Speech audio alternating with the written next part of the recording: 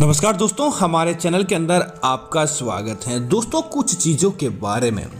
भगवत गीता के अंदर भी बताया गया है, तो दोस्तों पुराणों के अंदर भी उन चीज़ों के बारे में बताया गया है। दोस्तों 18 पुराणों के अंदर एक है श्री पद्म पुराण। इसके बारे में बताया गया है कि ऐसी आदतें अगर कोई भक्त रखता है, ऐसा भक्त कोई व्यक्ति ऐसी आदत रखता है, तो दोस्तों भगवान श्री कृष्ण के अनुसार सबसे बड़ा पाप करता है और सबसे बड़े पाप का भागी होता है। दोस्तों अगर आप इस प्रकार के पाप को करते हैं तो तुरंत सावधान रह जाएं, क्योंकि दोस्तों ऐसे पाप न कि आपको सफलता दिलवाते हैं बल्कि नरक की तरफ लेकर जाते हैं। दोस्तों आगे बढ़ने से पहले आपसे निवेदन है कि वीडियो को लाइक करें, कमेंट के अंदर जय श्री कृष्णा जरूर लिखें और अपना किसी प्रकार का आपने ऐसा करते किया है तो वह भी कमेंट के अंदर बताकर भगवान श्री कृष्ण से माफ़ी मांगे, उसका आपको सल्यूशन जल्द से जल्द प्राप्त होगा। दोस्तों पद्म पुराण के अनुसार ऐसे कौन से पाप है जो आपको नहीं करने चाहिए, जिसके अंदर दोस्तों आता है सबसे पहला खुद की तारीफ करना। दोस्तों कई लोगों की आदत होती है कि अपनी बात को बड़ा चढ़ाकर बताते हैं, वह अपनी तारीफों के अंदर ही मग्न रहते हैं, जैसे कि मैंने इतना रुपया पैसा कमा लिया, मैं हूं और कोई दूसरा मेरे जैसा नहीं है। हर समय अपनी ही तारीफों के पुल बांधना, उसको दूसरों की बातों से किसी प्रकार का कोई मतलब नहीं होता है। इस कारण वह समाज के अंदर दोस्तों उसको लगता है कि उसने खुद की तो बहुत बड़ी तारीफ कर ली, लेकिन दोस्तों ऐसा व्यक्ति समाज के अंदर अक्सर लज्जित हो जाता है, क्योंकि वह अपने आप को सामने वाले की दृष्टि से देखता ही नहीं है और धीरे धीरे देखते ही देखते उस व्यक्ति की समाज के अंदर निंदा होने लगती है। क्योंकि दोस्तों खुद व्यक्ति तारीफ करता है, वह व्यक्ति की तारीफ काम की नहीं रहती है, बल्कि तारीफ वही कही जाती है तो सामने वाला व्यक्ति आपकी चलकर तारीफ करता है और सामने वाला व्यक्ति आपकी किसी प्रकार के गुणों को देखकर अगर प्रसन्न होते हैं तो सच्ची में अंदर वह तारीफ मानी जाती है। तो इस प्रकार की तारीफ करने वाले को हमेशा भगवान का प्रिय माना जाता है कि सामने वाले की तारीफ अगर समाज के अंदर कोई करता है, देश के अंदर कोई करता है, तो ऐसे व्यक्ति को दोस्तों भगवान भी उस व्यक्ति के जीवन के अंदर ऊंचाइयां लेकर आते हैं, उसकी किस्मत को सफल बनाते हैं। लेकिन खुद की तारीफ करने वाला व्यक्ति अक्सर एक समय के बाद अपने आप ही लज्जित होने लगता है। दोस्तों दूसरे पाप की बात करें तो भगवान की निंदा करना। दोस्तों कई लोगों की आदत होती है, आप भगवान को माने या न माने, आपके ऊपर डिपेंड करता है कि आप किसी भगवान के अंदर आस्था रखें या किसी भगवान के अंदर आस्था नहीं रखें। इस पे ऊपर आपके ऊपर किसी प्रकार की बाध्यता नहीं है। आपका दिमाग जो सोचता है, आपका मन जो सोचता है, वह आपको करना चाहिए। लेकिन दोस्तों कई लोगों की आदत होती है कि खुद तो आप इस प्रकार की आदत से ग्रसित होते ही होते हैं, आए दिन किसी न किसी रूप से भगवान की निंदा करते हैं। कहीं भी जाते हैं तो देवी देवताओं की रोक टोक करते हैं, उनकी मूर्तियों की रोक टोक करते हैं, या कोई अन्य व्यक्ति जो भगवान की पूजा पाठ के अंदर लीन होता है उनको भी टोक करते हैं, उनको भी मना करते हैं कि इस प्रकार का काम क्यों करते हैं, और देवी देवताओं की बातों पर, उनकी कहानियों पर या उनके धार्मिक स्थलों पर हास्य करते हैं, हंसते रहते हैं। दोस्तों देखते ही देखते वो एक समय तक तो उनको पता नहीं चलता कि उन्होंने क्या किया है, लेकिन देखते ही देखते उन्हें ऐसा लगने लगता है कि उन्होंने बहुत बड़ी गलती की है और उनका अपमान किया है। और ऐसे व्यक्ति धीरे धीरे अपने आप ही समाज के अंदर निर्लज्ज हो जाते हैं और भगवान उन व्यक्तियों को कभी भी माफ नहीं करते।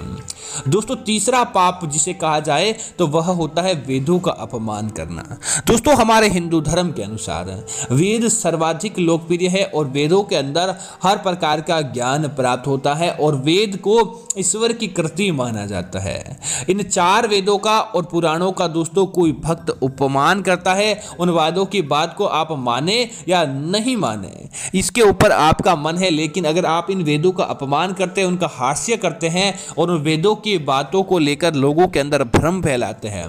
तो ऐसे व्यक्ति के ऊपर कभी भी देवी देवता अपनी कृपा नहीं बरसाते हैं, बल्कि अपने आप ही देखते उस व्यक्ति के जीवन से सारी दरिद्रता चली जाती है, अब धन धान्य चला जाता है और दरिद्रता उस व्यक्ति के घर के अंदर प्रवेश कर जाती है। दोस्तों अगले पाप की बात करें, चौथे पाप की, तो दोस्तों वह होता है दूसरों की निंदा करना।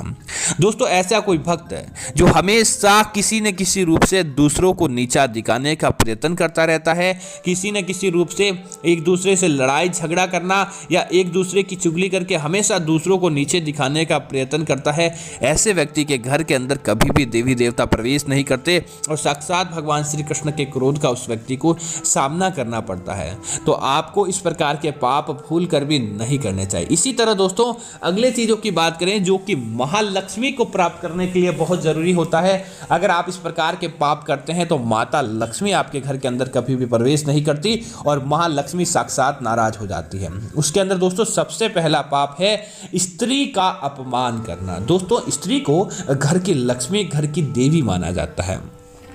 अगर कोई व्यक्ति ऐसा होता है जो स्त्रियों के साथ मारपीट करता है, स्त्रियों के साथ बुरा बर्ताव करता है या स्त्रियों की इज्जत नहीं करता है, उन्हें केवल भोग की और काम की वस्तु मात्र समझता है, उस व्यक्ति के ऊपर देवी लक्ष्मी बहुत ज़्यादा नाराज होती है। उस व्यक्ति के ऊपर किसी प्रकार का पुण्य कार्य नहीं होता है और उस व्यक्ति को देखते ही देखते समाज के अंदर उसका किसी प्रकार का इज्जत नहीं रहती और आखिर में उस व्यक्ति को अपने पापों का एहसास होता है। इसीलिए घर की महिला का भूल कर भी आपको अपमान नहीं करना चाहिए। अगले पाप की बात करें तो दोस्तों पर स्त्री गमन या पर पुरुष गमन। दोस्तों अगर आप वैवाहिक जीवन के अंदर बंध चुके हैं, अग्नि के समक्ष आपने फेरे और कसम ली है, उसके बाद भी अगर आप अपनी पत्नी को या अपने पति को किसी प्रकार का धोखा देकर पराय स्त्री या पराय पुरुष के साथ आपका किसी प्रकार का संबंध रहता है, दोस्तों शास्त्रों के अंदर उसे घोर प्रकार का पाप माना गया।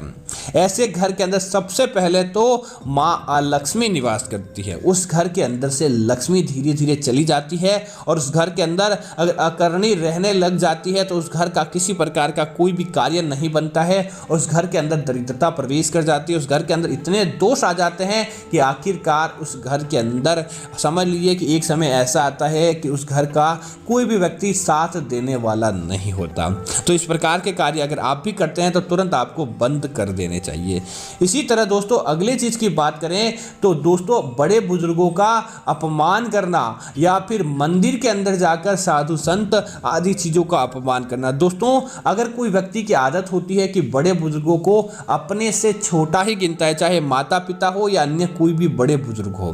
आप उनका सम्मान नहीं करते हैं तो आपको चुपचाप चले जाना चाहिए। लेकिन सामने बैठकर उनका अपमान करना या मंदिर आदि के अंदर जाकर साधु संत या भिखारी का अपमान करना, उन्हें अपशब्द कहना, इस प्रकार का अगर आप पाप करते हैं तो दोस्तों आपका वह दिन दूर नहीं जब आपकी सारी सफलताएं अपने आप ही चली जाएगी और देखते ही देखते आपके घर के अंदर कंगाली प्रवेश करने लगेगी। आपके घर के अंदर फिर कभी भी किसी प्रकार का सुख प्राप्त नहीं होता है अगर आप इस प्रकार की गतिविधि करते हैं। दोस्तों इसी तरह हनुमान जी का दिन होता है मंगलवार और शनिवार और साथ ही साथ गुरुवार का दिन है। दोस्तों यह वार ऐसे होते हैं जिस दिन कुछ कामों को करने की मनाही की जाती है। अगर आप इसे ऐसा ही अनजान मानकर टाल देते हैं तो एक बार दो बार में कुछ नहीं, लेकिन लगातार आप जानबूझकर ऐसी गलती करते हैं जैसे कि गुरुवार के दिन बाल धोना, कपड़े आदि धोना या इस प्रकार के कार्य करते हैं और मंगलवार शनिवार के दिन दाढ़ी बाल कटवाना, नाखून कटवाना, इस प्रकार के कार्य आप लगातार करते हैं कि आप मंगलवार के दिन बाल कटवाते हैं, दाढ़ी बनवाते हैं, नाखून काटते हैं और ऐसा करते हैं। तो दोस्तों आप देखेंगे कि किसी न किसी रूप से इस प्रकार के कार्यों के अंदर उसके बाद आपको विघ्न पड़ने लगता है। आप सोचेंगे कि ऐसा तो ऐसे ही हो रहा है, लेकिन आपको उसके बाद उसका परिणाम मिलेगा, तब आप स्वयं कहेंगे कि आपके द्वारा इस प्रकार के पाप हुए हैं, ताकि आपको इस प्रकार के पापों के अंदर आपको दिख रहा है। दोस्तों इसी तरह अगली चीज की बात करें तो कभी भी किसी का भगवान शिव के अनुसार और शिव पुराण के अनुसार किसी भी व्यक्ति की शादी तोड़वाना या किसी भी व्यक्ति के मांगलिक कार्यों के अंदर जाकर विघ्न उत्पन्न करना, यह काम दोस्तों राक्षसों का काम होता है। राक्षस हमेशा किसी प्रकार के मांगलिक कार्य उनके घर के अंदर या साधु संतों के द्वारा किए जाते थे तो उनके अंदर जाकर विघ्न उत्पन्न करवाते थे। अगर आपकी भी इसी प्रकार की गतिविधि है कि आपकी कहीं मांगलिक कार्य को तुड़वाते हैं, किसी प्रकार के मांगलिक कार्य को होने नहीं देते हैं या फिर जाकर आप शादी तुड़वाना इस प्रकार प्रकार का कार्य करते हैं तो दोस्तों आपके ऊपर देवी देवता क्रोधित हो जाते हैं और आपको उस प्रकार का फायदा प्राप्त नहीं होता है। तो दोस्तों आपसे भूल कर भी इस प्रकार की आपको गलतियां नहीं करनी चाहिए, ताकि आपको देवी देवताओं के क्रोध का सामना करना पड़े और देखते ही देखते आपको इन पापों का भोग करना पड़े। मैं उम्मीद करता हूं कि यह जानकारी आपको अच्छी लगी होगी। इस प्रकार की अन्य जानकारी देखने के लिए सबसे पहले तो कमेंट के अंदर आप भी बताएं कि आपने इस प्रकार का कोई पाप किया है तो भगवान श्री कृष्ण से माफ़ी मांगे। उसके बाद कमेंट के अंदर जय श्री कृष्णा का जाप करें और साथ ही साथ आप हमारे चैनल को सब्सक्राइब करते हुए वीडियो को अन्य मित्रों के साथ शेयर करना ना भूलें, ताकि ऐसी जानकारी आपको मिलती रहे। जय श्री राम मित्रों, धन्यवाद मित्रों।